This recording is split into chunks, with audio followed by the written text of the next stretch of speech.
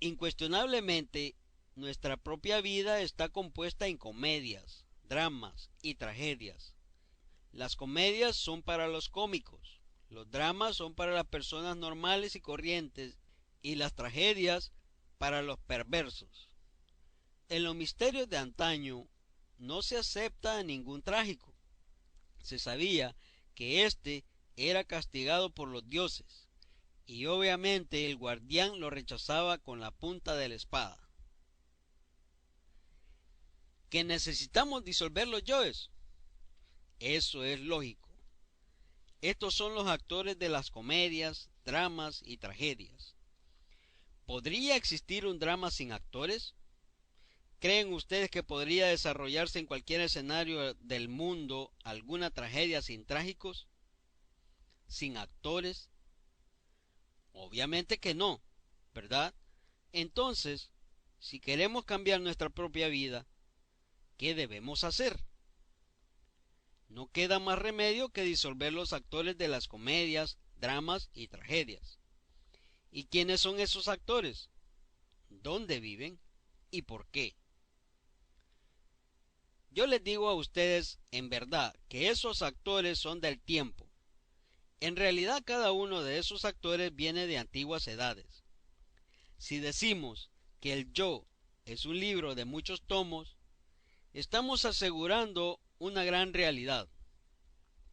Si afirmamos que el ego viene de muchos ayeres, es cierto. Entonces el ego es tiempo. Los yoes personifican al tiempo.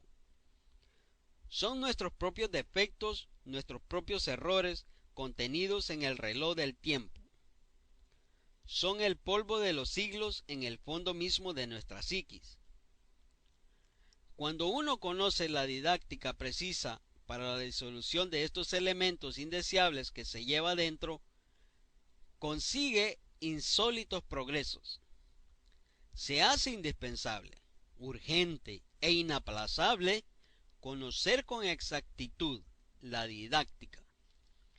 Sólo así se hace posible la desintegración de esos elementos indeseables que se lleva dentro. En alguna ocasión nació un niño en la Atlántida.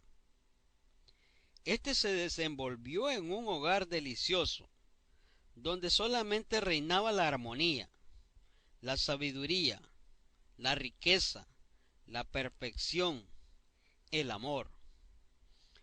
Llegó el momento en que aquel hombre, a través de las diversas técnicas y disciplinas de la mente, consiguió el autodescubrimiento.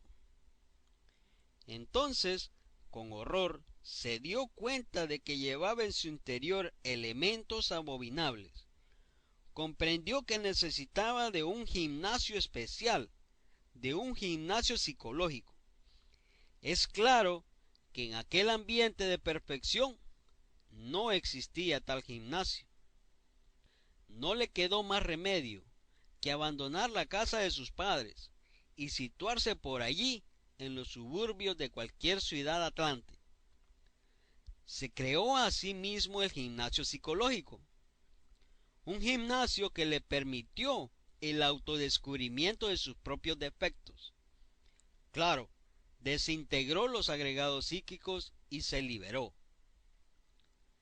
En verdad, mis estimables hermanos, que las peores adversidades nos ofrecen las mejores oportunidades. Cuando uno quiere autoconocerse, obviamente necesita de todos los casos. Es en esos gimnasios de dolor donde los defectos que uno lleva escondidos afloran inevitablemente. Defecto descubierto en tales situaciones debe ser trabajado profundamente y en todos los niveles de la mente. Cuando en realidad de verdad se ha comprometido tal o cual error de tipo psíquico, se está listo ciertamente para la desintegración. Los solteros, como quiera que no poseen el vaso hermético, es obvio que tampoco pueden trabajar en la novena esfera. Se pueden de todas maneras apelar a Dios Madre, a Estela Maris, la Virgen del Mar, a ese fuego viviente y filosofal que se halla en toda materia orgánica. estoy refiriendo a Kundalini, como le llaman en el Hindustán. Si uno apela a ese tipo de energía, si concentra su corazón, su mente y sentimientos más profundos en ella, será asistido. Estoy seguro que en ese ígneo poder podrá reducir a cenizas, a polvareda cósmica, el agregado psíquico en cuestión. En verdad, mis estimables hermanos, que las peores adversidades nos ofrecen las mejores oportunidades. Algunos hermanos se quejan de su familia, de su papá, de su mamá, de sus hermanitos. Otros protestan contra la mujer, contra los hijos. Aquellas hablan con horror de sus maridos, etc. Y piden, naturalmente, un bálsamo para consolar su adolorido corazón. Hasta ahora no he visto ni siquiera de alguien que esté contento con tales situaciones tan adversas. Todos protestan y eso es lo lamentable. No quieren el gimnasio psicológico, antes bien quisieran huir del mismo. Y a mí, como instructor, no puede darme menos que dolor. Digo, pobres gentes, no saben aprovechar el gimnasio psicológico. Quieren un paraíso. No quieren entender la necesidad de las adversidades. No quieren sacar partido de las peores oportunidades. En verdad que no desean el autodescubrimiento. Cuando uno quiere autoconocerse, obviamente necesita de todos esos casos. Es en esos gimnasios de dolor donde los defectos que uno lleva escondidos afloran inevitablemente. Defecto descubierto en tales situaciones debe ser trabajado profundamente y en todos los niveles de la mente. Cuando en realidad de verdad se ha comprometido tal o cual error de tipo psíquico, se está listo ciertamente para la desintegración. Se apela a Dios Madre, a Estela Maris, la Virgen del Mar, María, la Virgen de Guadalupe, etcétera, etcétera, a ese fuego viviente y filosofal que se halla en toda materia orgánica. Me estoy refiriendo a la Kundalini, como le llaman en el Hindustán. Si uno apela a ese tipo de energía, se concentra en su corazón, su mente y sentimientos más profundos en ella. Será asistido. Estoy seguro que ese ígneo poder podrá reducir a cenizas, a polvareda cósmica, el agregado psíquico en cuestión.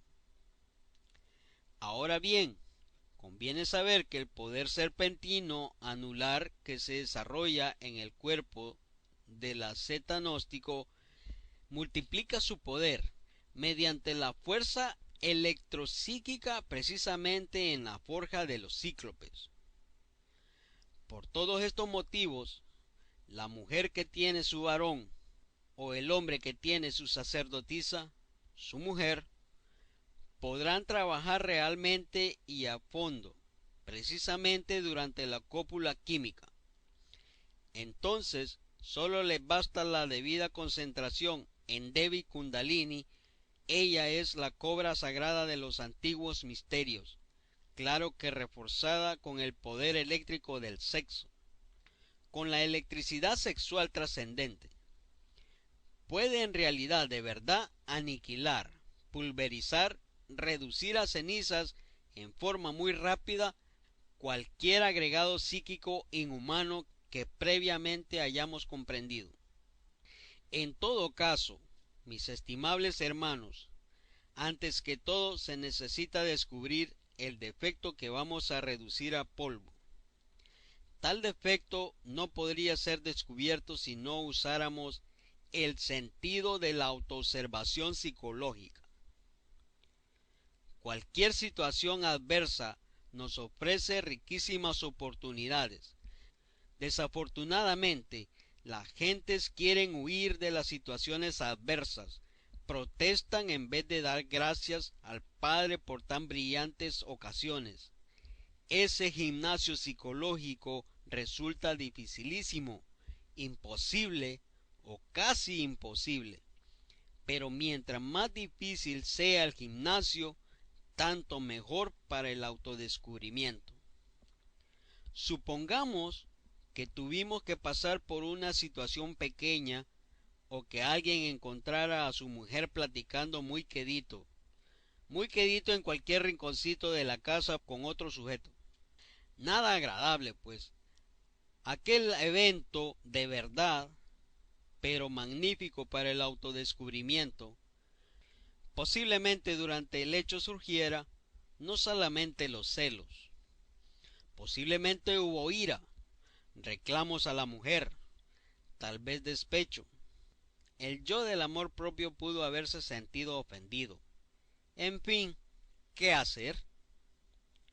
Muy tranquilos en la noche, acostados en nuestra cama en cúbito dorsal, es decir, boca arriba, con el cuerpo relajado, con los ojos cerrados, respirando rítmicamente.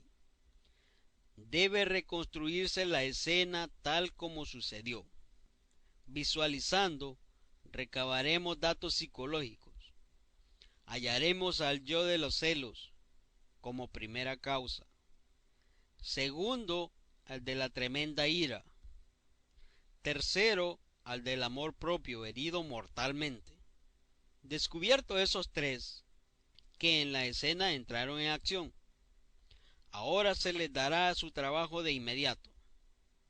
Una vez comprendido, no queda más remedio que reducirlos a cenizas. Se entrará a trabajar, en todo caso de inmediato, ya en la novena esfera y posiblemente solos. Es muy claro que en esos momentos nadie tiene ganas de trabajar en la novena esfera. Está todo ofendido. Lo único que le convendría sería un buen baño y echarse kilos de jabón a ver si se le pasa. Pero si a pesar de todo logra tener cierta autonomía como para trabajar en la forja de los cíclopes, tanto mejor. Eso es proceder, invocar precisamente durante el coito químico a la Kundalini Shakti, suplicarle primero que elimine ese asqueante monstruo de los celos. Segundo, después de haber trabajado a fondo en el de los celos, allí mismo hay que suplicarle que destruya el monstruo de la ira. Tercero, al del amor propio. Ciertamente la gente se quiere demasiado a sí misma. Ese yo del amor propio está muy arraigado en todo el mundo. Si nos dan dos palmaditas en el hombro, sonreímos deliciosamente. Pero si nos dicen alguna palabrita humillante, nos volvemos serios y terribles. Ese yo del amor propio hay que aniquilarlo. Al tercero, que habría que cargarle todo el poder de la divina Shakti. Lo que viene en sus siguientes días y horas es el mismo trabajo, hasta que los tres colegas de tal fatal escena fuesen aniquilados. Obviamente, es en la vida práctica en donde debemos sacar el material para la disolución del ego. Veo que nuestros hermanos tienen la tendencia a escaparse de la vida práctica. Quieren disolver el ego huyendo de la vida práctica, lo cual es manifiestamente absurdo.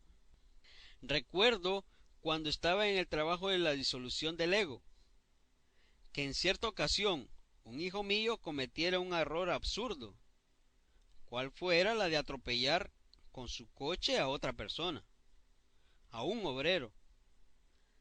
Ciertamente me costó determinada suma, unos 2,000 pesos para el herido y otra tanta cantidad para evitar que ese pobre muchacho fuese a dar a la cárcel.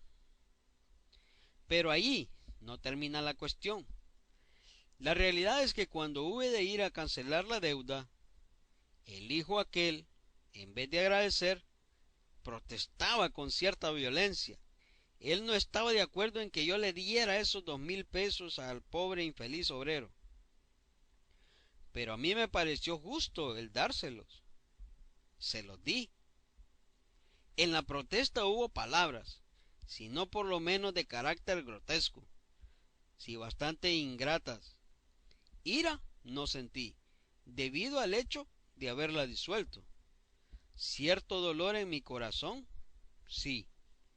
De inmediato me entregué a la meditación para saber en qué consistía ese dolor que había sentido en el corazón, y pude verificar claramente el crudo realismo de un yo del amor propio que había sentido herido. Como quiera que el sentido de la autoobservación psicológica lo tengo bien desarrollado, no me fue difícil percibir en forma directa tal yo. De inmediato lancé unas cargas de electricidad sexual trascendente contra el desdichado. Lo trabajé por unos días y al fin se fue reduciendo poco a poco hasta tomar la forma de un niño, y siguió reduciéndose hasta volverse polvareda cósmica. Así es como se trabajan, mis estimables hermanos. Pero ¿de dónde saqué yo el material para trabajar? Fue de un hecho concreto, claro y definitivo. Pero en las personas la tendencia es escapar, huir de los hechos prácticos de la vida. Y eso es absurdo, completamente absurdo. En alguna otra ocasión, y me gusta citar ejemplos vividos con propósitos de orientación colectiva, estaba yo muy afectado, con cierta irritabilidad, por palabras de aquel hijo que, por cierto, no eran hermosas. Mantuve control sobre mi mente y jamás exploté, jamás rasgué mis vestiduras. En verdad, esto fue un triunfo, pero no hay duda que allá adentro, muy adentro, no dejan de producirse algunas reacciones nada agradables. Cuando exploré con el sentido de la autoobservación psicológica, con gran asombro descubrí un yo fornido, robusto, bastante gordito por cierto, peludo como un oso, andando por el corredor de mi vieja casa señorial. ¡Ah! ¡Cuán escondido estabas, condenado!, le dije. Ahora sí que te voy a dar chicharrón. Ya conmigo no puedes. Conclusión: apelé a Devi Kundalini Chakti. Conforme lo trabajaba iba perdiendo aquel monstruo, pues volumen se iba empequeñeciendo en forma didáctica, y a medida que se empequeñecía, se embellecía también. Así parecía como un niño hermoso, hasta que un día la divina madre Kundalini le dio chicharrón. Lo decapitó. Lo cierto fue que posteriormente se redujo a polvo. No quedó nada del mismo.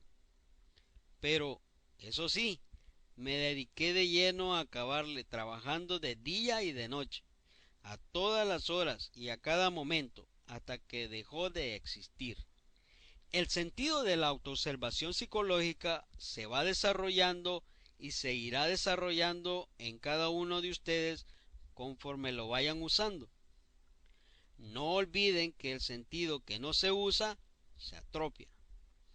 Un día llegará en que el sentido de la autoobservación en ustedes se habrá desarrollado de tal manera que podrán percibir a tales agregados psíquicos. Aún más, podrán darse cuenta del resultado del trabajo sobre tales agregados.